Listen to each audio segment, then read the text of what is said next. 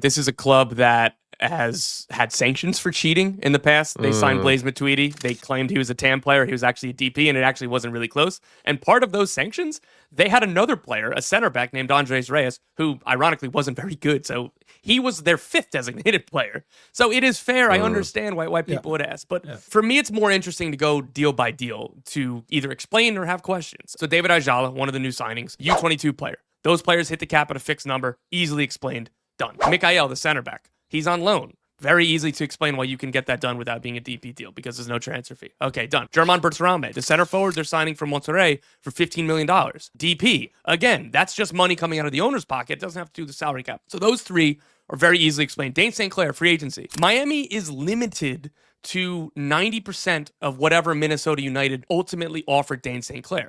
Again, another easy explanation. And we can talk about free agency stuff. Let's say, again, not to just keep using Miami, but Justin Hack was one of the most valued free agents on the market, entering his prime, 24, career best season. He signed a 1-year deal with the LA Galaxy.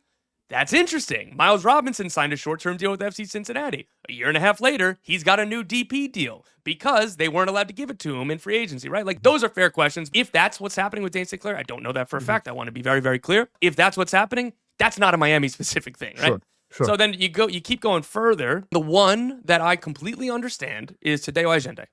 Tadeo Allende was on loan last year, making about $1 million on the salary cap. He broke a record for most goals in the playoffs. He ends up having, I think, 20 goals across all competitions. They have to sign him on a permanent transfer from Celta Vigo and give him a contract. So if he didn't get a raise, which you could ask, like, well, he just broke a record for MLS goals in the playoffs and he had a great season. Okay, let's say even he didn't get a raise. What would the transfer fee be? Right. Because that gets factored into the salary cap. Allende is not a designated player. We'll see when the figures comes out. I haven't heard personally what the transfer fee was to Celta Vigo. I haven't seen it reported in Spain.